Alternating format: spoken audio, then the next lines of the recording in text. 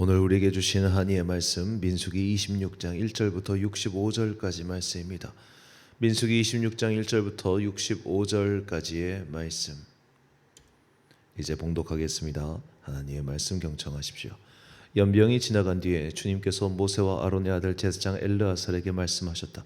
이스라엘 자손의 온 회중의 머리에 수를 세어라. 20살부터 그 위로 이스라엘에서 군대에 나갈 수 있는 이들을 모두 조상의 가문별로 세어라. 모세와 제사장 엘르아살은 여리고 건너편 요단 강가의 모압 평지에서 백성에게 이 사실을 알리고 이렇게 지시하였다. 주님께서 모세에게 명하신 대로 20살부터 그 위로 남자의 수를 세시어 이집트 땅에서 나온 이스라엘 자손은 다음과 같다. 이스라엘의 맏아들은 르우벤이다. 르우벤의 자손은 한옥에게서 난 한옥 가족과 발루에게서 난 발루 가족과 헤스론에게서 난 헤스론 가족과 갈미에게서 난 갈미 가족이다. 이들은 르우벤 가족이며 등록된 이들은 43,730명이다. 발루의 아들 가운데에는 엘리압이 있었다. 엘리압의 아들은 느무엘과 다단과 아비람이다. 다단과 아비람은 바로 모세와 아론에게 맞서 반역한 자들로서 고라의 무리가 주님께 대항하여 반역할 때에 그들 가운데 있던 자들이며 회중에서 부름받은 자들이다. 땅이 그 입을 벌려 고라와 함께 그들도 삼켰다. 그 무리가 죽을 때 불이 사람 250명을 쓸라는데 그들은 본보기가 되었다. 그렇지만 고라의 자손은 죽지 않았다. 시므온 자손은 가족별로 느무엘에게서 난 느무엘 가족과 야민에게서 난 야민 가족과 야긴에게서 난 야긴 가족과 세라에게서 난 세라 가족과 사울에게서 난 사울 가족이다. 이들은 시므온 가족이며 등록된 이들은 22,200명이다.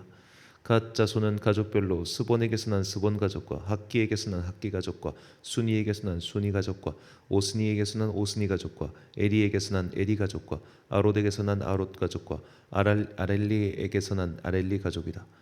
이들은 갓 자손의 가족이며 등록된 이들은 45,000명이다. 유다의 아들들은 에르와 오나이다. 에르와 오나는 가나안 땅에서 죽었다. 유다 자손은 가족별로 셀라에게서 난 셀라 가족과 베레스에게서 난 베레스 가족과 세라에게서 난 세라 가족이다. 베레스 자손은 헤스론에게서 난 헤스론 가족과 하물에게서 난 하물 가족이다. 이들은 유다 가족이며 등록된 이들은 76,500명이다. 이사갈 자손은 가족별로 돌라에게서 난 돌라 가족과 부하에게서 난 부니 가족과 야숲에게서 난 야숲 가족과 시므론에게서 난 시므론 가족이다. 이들은 이사갈 가족이며 등록된 이들은 64,300명이다. 스불론 자손은 가족별로 세렛에게서 난 세렛 가족과 엘론에게서 난 엘론 가족과 얄르엘에게서 난 얄르엘 가족이다. 이들은 스불론 가족이며 등록된 이들은 65,000명이다. 요셉 자손은 가족별로는 므낫세와 에브라임으로 나뉜다. 므낫세 자손은 마길에게서 난 마길 가족과 마길의 아들인 길르앗에게서 난 길르앗 가족이다. 길르앗 자손은 이에셀에게서 난 이에셀 가족과 헬렉에게서 난 헬렉 가족과 아스리엘에게서 난 아스리엘 가족과 세겜에게서 난 세겜 가족과 스미다에게서 난 스미다 가족과 헤벨에게서 난 헤벨 가족이다. 헤벨의 아들 슬로보앗에게는 아들이 없다. 그에게는 오직 딸들만 있었는데 그 딸들의 이름은 말라와 노아와 호글라와 밀가와 디르사이다. 이들은 므낫세 가족이며 등록된 이들은 52,700명이다. 에브라임 자손은 가족별로 수델라에게서 난 수델라 가족과 베겔에게서 난 베겔 가족과 다한에게서 난 다한 가족이다. 수델라 자손은 에란에게서 난 에란 가족이다. 이들은 에브라임 자손 가족이다. 등록된 이들은 32,500명이다. 이것은 요셉 자손을 그 가족별로 나누어 본 것이다. 베냐민 자손은 가족별로 벨라에게서 난 벨라 가족과 아스벨에게서 난 아스벨 가족과 아히람에게서 난 아히람 가족과 스부밤에게서 난 스부밤 가족과 후밤에게서 난 후밤 가족이다. 벨라 자손은 아릇과 나아만이다. 아릇에게서 난 아릇 가족과 나아만에게서 난 나아만 가족이다. 이들은 가족별로 본 베냐민 자손이며 등록된 이들은 45,600명이다. 다음은 단 자손을 가족별로 본 것이다. 수암에게서 난 수암 가족이 났다. 이들은 가족별로 본 단 가족들이다. 이들은 모두 수암 가족이며 등록된 이들은 64,400명이다. 아셀 자손은 가족별로 보면 임나에게서 난 임나 가족과 이스위에게서 난 이스위 가족과 브리아에게서 난 브리아 가족이다. 브리아 자손은 헤벨에게서 난 헤벨 가족과 말기엘에게서 난 말기엘 가족이다. 아셀에게는 딸이 있었는데 그 이름은 세라이다. 이들은 아셀 가족이며 등록된 이들은 53,400명이다. 납달리 자손은 가족별로 야셀에게서 난 야셀 가족과 구니에게서 난 구니 가족과 예셀에게서 난 예셀 가족과 실림에게서 난 실림 가족이다. 이들은 가족별로 본 납달리 가족이며 등록된 이들은 45,400명이다. 이들과 같이 등록된 이스라엘 자손은 모두 60만 1,730명이었다. 주님께서 모세에게 말씀하셨다. 땅은 사람 수에 따라서 그들의 유산으로 나누어 주어야 한다. 사람이 많으면 유산을 많이 주어야 하고 사람이 적으면 유산을 적게 주어야 한다. 유산은 등록된 사람 수에 따라서 각기 나누어 주어야 한다. 유산으로 받는 땅은 오직 제비를 뽑아 나누어야 하고 그들은 그것을 조상 때부터 내려오는 지파의 이름으로 물려받아야 한다. 각 유산은 제비를 뽑아 나누어야 한다. 사람 수가 많은 지파들은 큰 땅을, 사람 수가 적은 지파들은 적은 땅을 놓고 추첨하여야 한다. 가족별로 등록된 레위 사람은 게르손에게서는 게르손 가족과 고핫에게서는 고핫 가족과 므라리에게서는 므라리 가족이다. 다음은 레위 가족인데 림니 가족과 헤브론 가족과 마흘리 가족과 무시 가족과 고라 가족이다. 고핫은 아브람은 낳았으며 아브람의 아내의 이름은 요게벳인데 그는 레위가 이집트에선 얻은 딸이다. 요게벳은 아브람에게서 아론과 모세와 그 누이 미리암을 낳았다. 아론에게서는 나답과 아비후와 엘르아살과 이다말이 태어났다. 그러나 나답과 아비후는 금지된 불을 주 앞에 들이다가 죽었다. 난지 한 달 된 사람으로부터 그 위로 등록된 모든 레위 남자는 2만 3천 명이다. 이스라엘 자손 가운데서 그들에게 많은 땅을 유산으로 주지 않았기 때문에 그들은 다른 이스라엘 자손이 등록된 명부에는 오르지 않았다. 이들은 모세와 제사장 엘르아살이 여리고 맞은편 요단강가 모압 평지에서 이스라엘 자손의 인구를 조사할 때에 그들이 등록시킨 이들이다. 등록된 사람들 가운데는 모세와 제사장 아론이 시내 광야에서 이스라엘 자손의 인구를 조사할 때 등록시켰던 사람은 한 명도 들어있지 않았다. 주님께서 그들이 광야에서 반드시 죽을 것이라고 말씀하셨기 때문이다. 여분네의 아들 갈렙과 눈의 아들 여호수아를 제외하고는 그들 가운데서 어느 한 사람도 살아남지 못하였다. 아멘. 1보 후퇴, 2보 전진이란 제목으로 하나님의 말씀 선포하겠습니다. 우리가 중요한 과업을 수행할 때는 고양이 손이라도 있었으면 좋겠다는 그런 생각할 때가 있죠. 누가 좀 도와줬으면 좋겠다. 누가 좀 함께 해줬으면 좋겠다. 그럴 때 말입니다.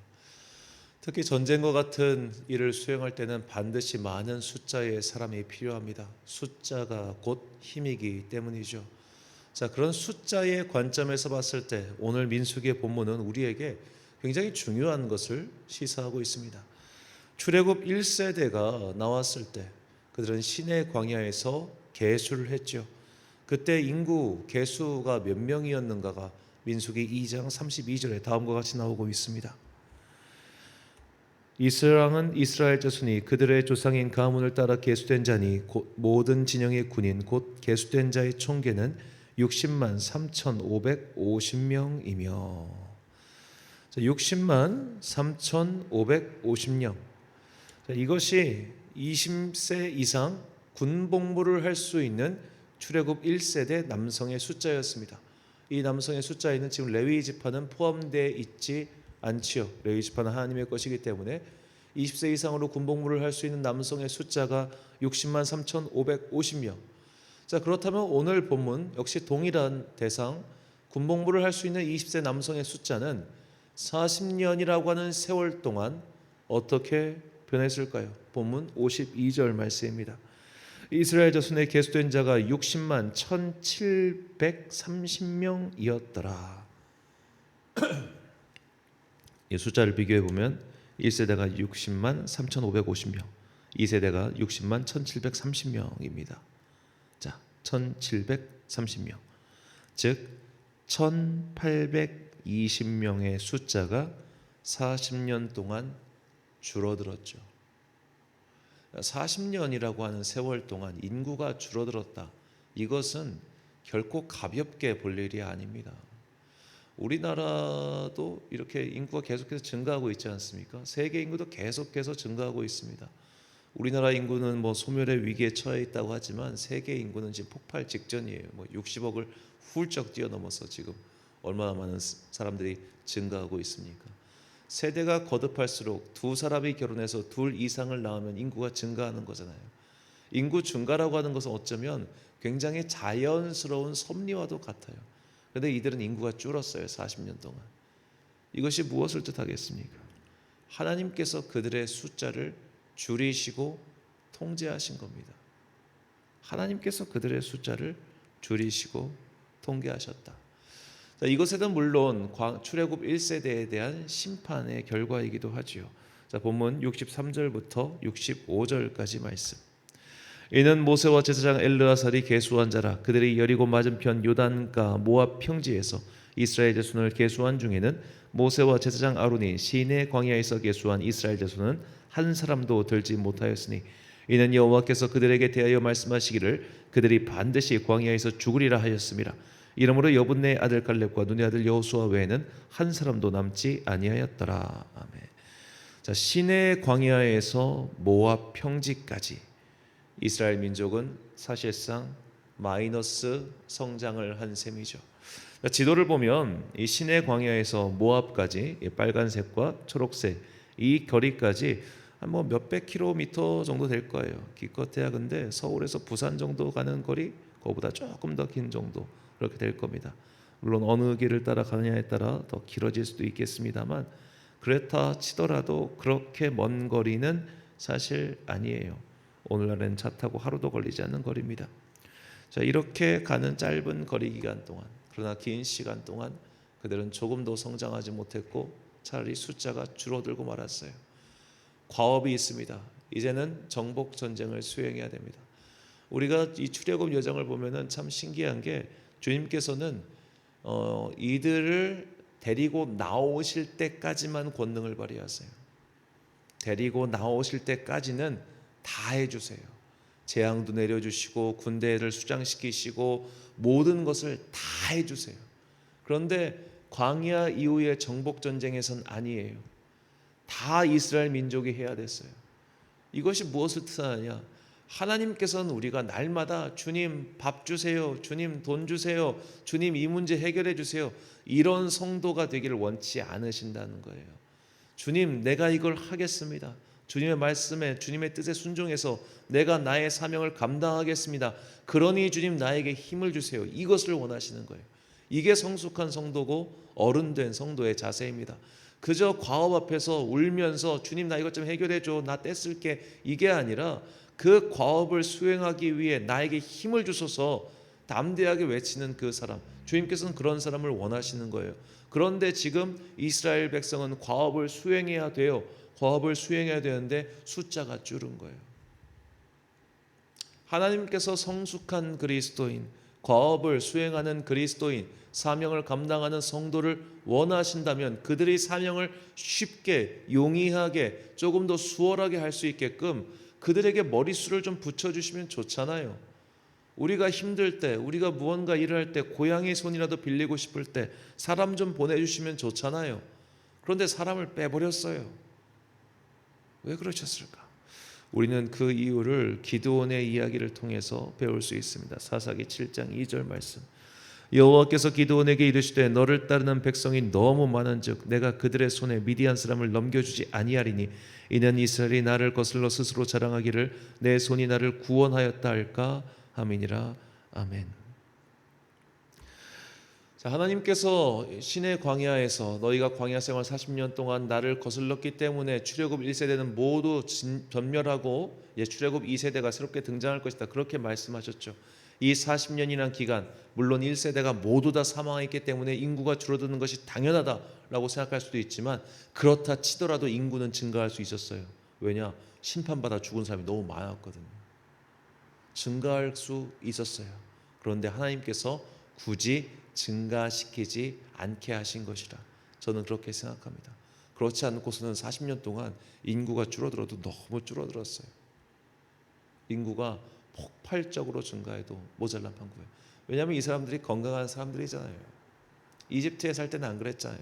막 그냥 쑥쑥쑥 자랐잖아요. 근데 이 광야에서는 왜 그랬냐고요.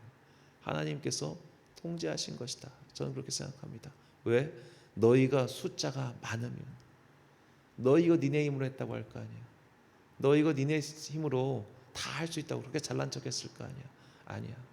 하나님께서 원하시는 성도는 사명 앞에서 눈물 흘리며 나 못해요, 주님이 다 해주세요, 이런 어린아이도 아니에요.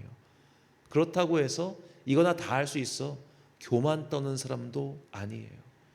주님은 사명을 감당할 수 있도록 나에게 힘을 주소서라며 주님께 의지하고, 그리고 사명 곧 자신이 짊어져야 될 십자가에서 눈을 돌리지 않는 그 사람을 원하십니다. 우리는 때론 나의 사명을 감당할 때 주님 돈이 좀 많았으면 좋겠어요, 사람이 좀 있었으면 좋겠어요, 함께하는 동료들이 필요해요, 이렇게 기도합니다. 물론 필요합니다. 한 명이 얼마나 귀합니까? 그런데 주님께서 그거 안 주실 때가 있단 말이에요. 왜 안 주실까요? 할 수 있으니까. 너 그거 할 수 있으니까. 그래서 우리는 하나님의 일하심에 있어서 사람의 많고 적음이 중요하지 않다는 것을, 우리에게 정말로 필요한 것은 하나님의 능력을 의지하는 그 믿음임을 결코 잊지 마시기 바랍니다. 사무엘상 14장 6절 말씀입니다. 요나단이 자기의 무기를 든 소년에게 이르되 우리가 이 할례 받지 않은 자들에게로 건너가자. 여호와께서 우리를 위하여 일하실까 하노라. 여호와의 구원은 사람이 많고 적음에 달리지 아니하였느니라. 아멘. 사랑하는 천안광성교회 성도 여러분, 그리고 이 새벽을 함께 깨우고 계신 귀한 주님의 자녀 여러분, 하나님께서 이스라엘 민족이 진실로 하나님 말 의지하는 신실하고도 성숙한 자녀가 되길 원하셨습니다. 그래서 그들의 숫자가 줄어드는 일종의 일보 후퇴를 감안하고서라도 이보 전진을 위하여 주님께서는 그들의 숫자를 줄이시고 그들에게 과업을 또 수행하라고 하신 것이죠. 우리의 성패는 숫자의 많고 적음, 경제적 풍성함의 여부, 나의 능력의 여부에 달려있지 않습니다. 능력은 주님께 있습니다.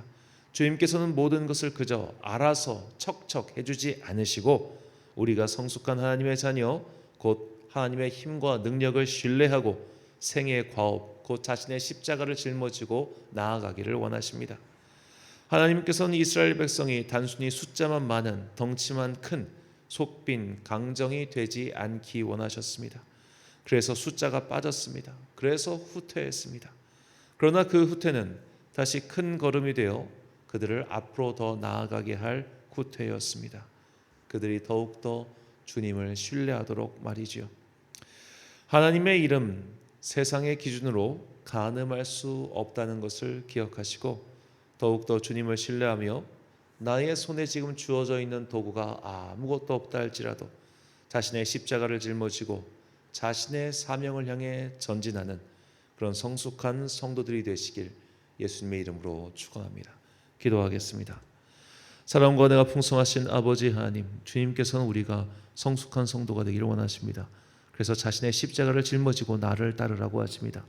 우리는 때론 주님 나 혼자 못 져요. 좀 사람 좀 붙여주세요. 주님 내가 돈이 없어서 이거 못 들겠어요. 그러니 주님 나에게 돈을 주세요. 이런 식으로 기도할 때가 참으로 많습니다. 하지만 주님, 이런 모든 것들이 결국 세상의 기준이며 주님께서는 이런 세상의 기준에 따라서 이 일의 여부를 가늠하는 자가 아닌 하나님을 의지하며 주님께서 주시는 그 힘을 기대하며 자신의 십자가를 짊어지고 나아가는 그 사람을 찾으심을 우리가 깨닫게 해주시니 감사합니다. 이스라엘 민족의 숫자는 줄어들었지만 그들은 오히려 더욱더 과업을 감당할 수 있는 믿음이 생겨가고 있었습니다. 주님께서 그들을 그렇게 만들어 가셨습니다. 이제 우리도 그렇게 사용하여 주시옵소서.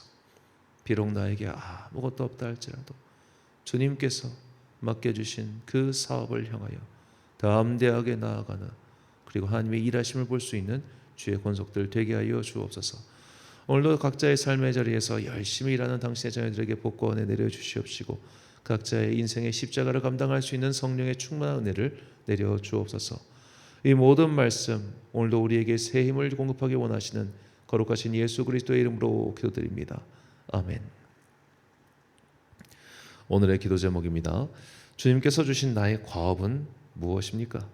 그리고 그것을 수행하기 위해 내 손에 들린 것은 무엇입니까? 내 손에 들려있는 많은 도구가 오히려 과업의 수행에 방해가 될 수 있음을 잊지 마시고 설령 빈손이 될지라도 하나님을 신뢰하며 전진할 수 있는 그 믿음을 달라고 기도하십시오. 오늘 주신 기도의 제목 가지고 기도와 묵상에 힘쓴 하루 되시길 바랍니다. 기도하겠습니다.